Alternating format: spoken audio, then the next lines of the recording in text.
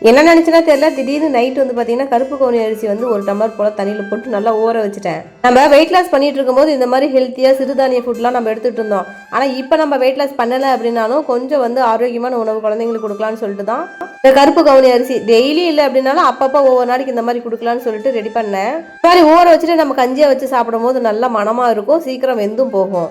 ஊற வச்ச அரிசியை வந்து தண்ணி இல்லாமல் மிக்சியில் போட்டு நல்லா வடிக்கிட்டு நல்லா ஒரு பல்ஸ் மாதிரி நல்லா குறப்பா அரைச்சிட்டு வந்துட்டு கொதிக்க வைக்கிற தண்ணியில் உப்பு போட்டு கொதிச்சதுக்கப்புறம் நம்ம அரைச்சி வச்ச அந்த அரிசி பவுடர் அதில் சேர்த்துட்டு நல்லா கொதிக்க வச்சுட்டோம்னா நல்லா மனமாக வந்து கஞ்சி ரெடிங்க. ஜெய்குட்டி என்ன மாதிரி எது கொடுத்தாலும் சாப்பிட்டுக்குவோம். அந்த குட்டிமா இருக்காங்கல்ல, அவங்க வந்து பார்த்தீங்கன்னா கொஞ்சம் கஷ்டம் தான் இதெல்லாம் சாப்பிட வைக்கிறதுக்கு. அம்மா கஷ்டப்பட்டு செஞ்சிருக்கேன்டா சாப்பிட்டுக்கடா அப்படின்னு சொல்லி கொஞ்சம் ரைஸ் பண்ணால் போதும் சாப்பிட்டுக்குவாங்க.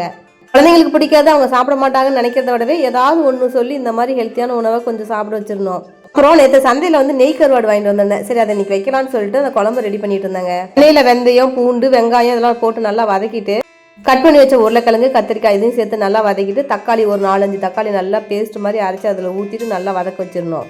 தேவையான உப்பு, அதுக்கப்புறம் காரத்துக்கு அப்புறம் மிளகாத்தூள், நிறைய வந்து மல்லித்தூள் சேர்த்துக்கணும். சேர்த்து நல்லா பேட்டிட்டு நம்ம கரைச்சி வச்ச புளியும் சேர்த்துக்கணும். தேவையான அளவுக்கு தண்ணி விட்டுக்கணும். கொதிக்கிற பக்கமாக நான் வந்து ஒரு 1/2 மூடி தேங்காய் அதுலேயும் பாதி எடுத்து நல்லா மிக்சியில் அரைச்சி ஊற்றிக்கிட்டேன். அப்புறம் ஊற வச்ச அந்த நெய் கருவாடு இருக்குதுல நல்லா அலசிட்டு புழிஞ்சிட்டு சேர்த்துக்கிட்டேன். அவங்க வந்து சொல்லியிருந்தாங்க, கருவாடு விற்கிற அண்ணா சொல்லியிருந்தாங்க, இந்த கருவாடு நீங்கள் குழம்பு வைக்கும் போது குழம்புல வந்து உப்பே போடக்கூடாதுன்னு சொல்லியிருந்தாங்க. சரின்னு நானும் கடைசியாக டேஸ்ட் பண்ணி பார்த்தா கொஞ்சம் கூட உப்பே உரைக்கலங்க.